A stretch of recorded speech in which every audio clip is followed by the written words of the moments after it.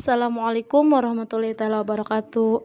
Hai semuanya, perkenalkan nama saya Nining Sulistianingsih, semester 5, Prodi Pendidikan Agama Islam Universitas Nahdlatul Ulama Indonesia. Saya di sini akan sedikit menjelaskan tentang strategi instruksional. Nah, tetapi sebelum itu, saya akan menceritakan sedikit tentang profil kampus Universitas Nahdlatul Ulama Indonesia. Selamat mendengarkan. Universitas Nahdlatul Ulama Indonesia memiliki fasilitas seperti gedung yang luas, masjid, dan ada juga asrama.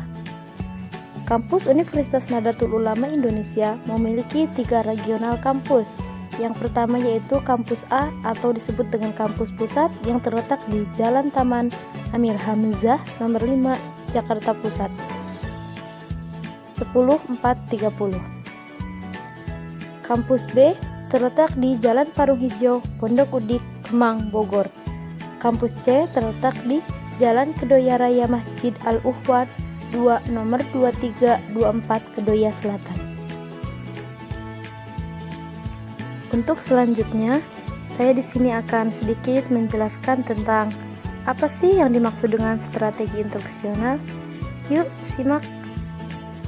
Menurut Dick, Carey and Carey, strategi instruksional adalah meliputi berbagai aspek dalam memilih suatu sistem peluncuran, mengurutkan dan mengkelompokkan isi instruksional, menjelaskan komponen-komponen belajar yang akan dimasukkan dalam kegiatan instruksional, menentukan cara mengkelompokkan peserta didik selama kegiatan instruksional, membuat struktur pelajaran, dan memilih media untuk meluncurkan kegiatan instruksional. Struktur instruksional memiliki komponen yang disebutkan oleh Dick, Carey and Carey, yaitu ada 5 tahap kegiatan instruksional.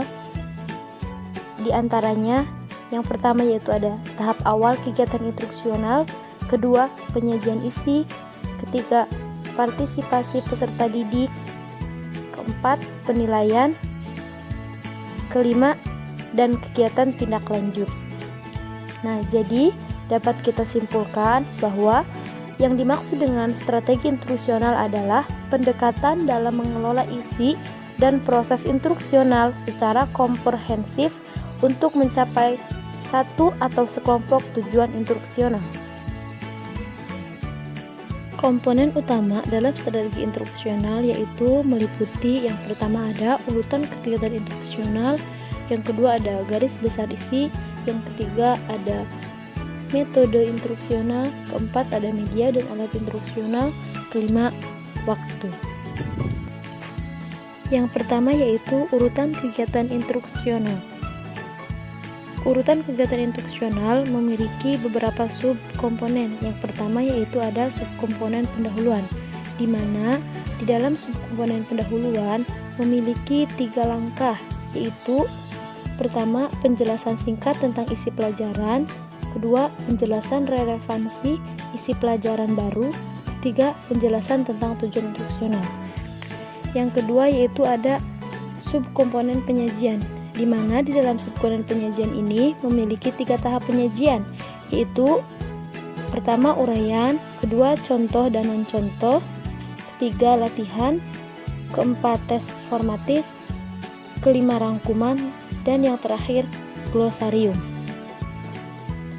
Subkomponen yang ketiga yaitu penutup. Nah, di dalam penutup memiliki 2 komponen, yaitu umpan balik dan tindak lanjut. Yang kedua yaitu ada garis besar isi, di mana garis besar ini biasanya disebut dengan pokok bahasan dan subpokok bahasan atau topik dan subtopik, di mana setiap pokok bahasan atau pokok bahasan menunjukkan ruang lingkup isi instruksional yang didasarkan pada tujuan instruksional. Dan selanjutnya yaitu yang ketiga, metode instruksional.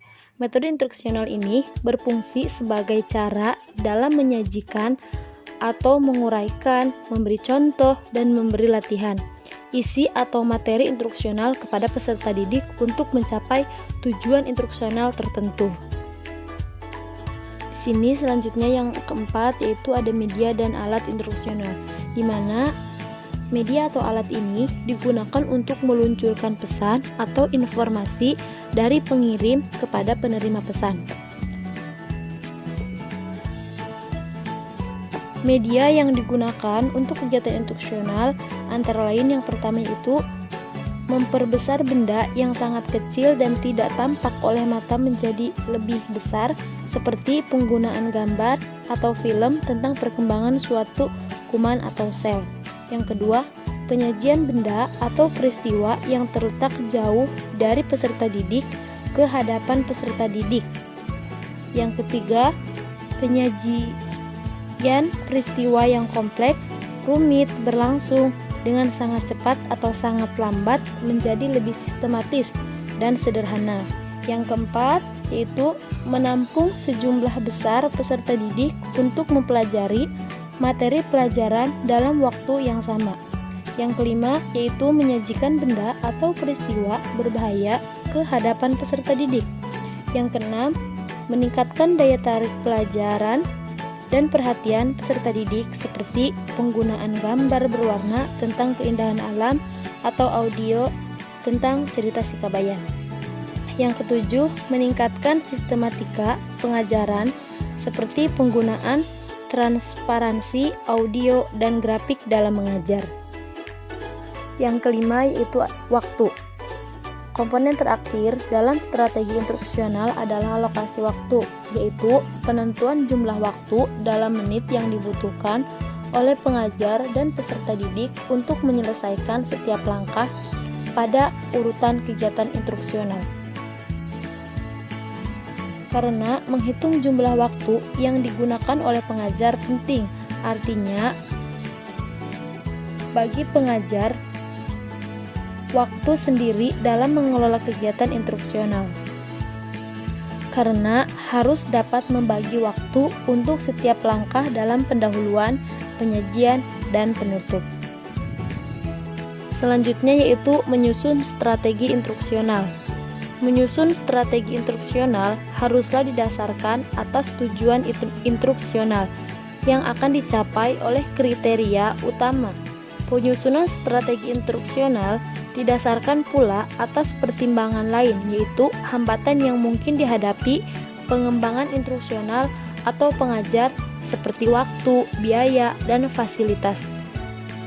Urutan kegiatan instruksional pada penyajian misalnya belum tentu selalu UCL, yaitu uraian, contoh, dan latihan. Mungkin juga dapat berbentuknya CUL. Sedangkan urutan kegiatan instruksional pada pendahuluan yang tersusun DRT, deskripsi singkat relevasi, dan penutup yang terdiri dari TUT, yaitu tes, formatif, umpan balik, dan tindak lanjut. Tampaknya tidak perlu mengalami perubahan.